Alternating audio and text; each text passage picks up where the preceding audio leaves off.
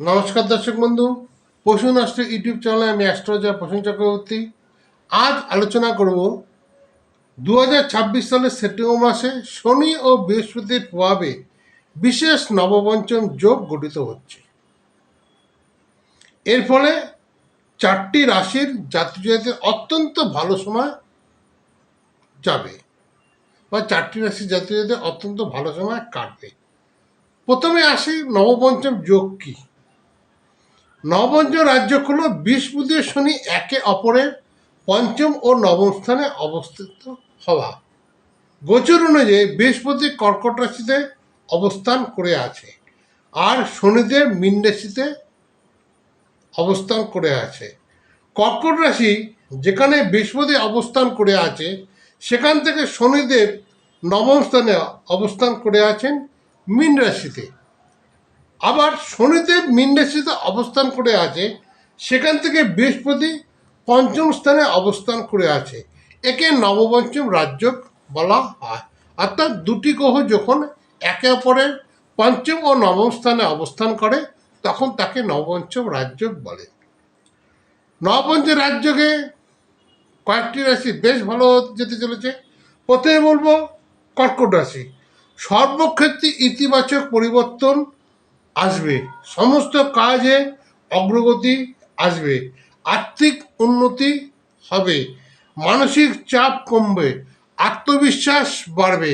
কর্কট রাশির জাতক জাতিকাদের যে কোনো কাজ এই সময় হাত দেবেন কর্কট রাশির জাতক জাতিকারা, সেই সমস্ত কাজে আপনারা সাফল্য লাভ করবেন। অর্থাৎ সমস্ত কাজে আপনাদের জয় হবে। অর্থাৎ মাটি হাত দিলে সেটা সোনা হওয়ার সম্ভাবনা রয়েছে। এই রকম কিন্তু প্রভাব আপনাদের আসতে চলেছে জীবনে। কর্কট রাশির জাতক জাতিরা যারা পড়াশোনা করছেন বা উচ্চশিক্ষা ক্ষেত্রে বিদেশ যাওয়ার পরিকল্পনা করছেন তাদের এই সময়টা কিন্তু খুব ভালো। কর্কট রাশির জাতক জাতিরা যারা কর্পোরেট সংস্থায় রয়েছেন তাদের প্রমোশন এবং মায়না বৃদ্ধির সম্ভাবনা রয়েছে। কর্কট রাশির জাতক জাতিরা যারা ব্যবসা করছেন তাদের ব্যবসার কিন্তু সুনাম বৃদ্ধি হবে, ব্যবসায় মুনাফা হওয়ার সম্ভাবনা প্রবল। এরপর বলবো তুলা রাশি।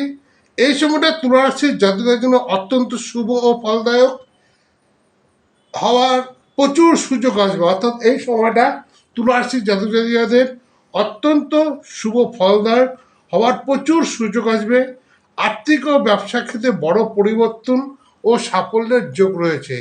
আর্থিক অর্থাৎ তুলা রাশির জাতক জাতিকরা যারা ব্যবসা করছেন তাদের আর্থিক ক্ষেত্রে বড় পরিবর্তন ও সাফল্যের যোগ রয়েছে। এরপরে বলবো মীন রাশি।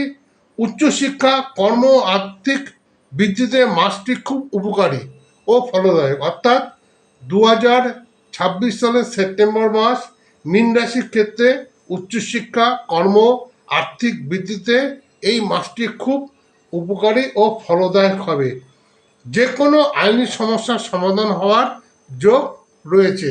আর্থিক উন্নতির যোগ লক্ষ্য করা যায়। মীন রাশির পারিবারিক শান্তি থাকবে, অযথা কোনো ঝুটঝামেলায় জড়াবেন না। এরপরে বলবো মেষ রাশি।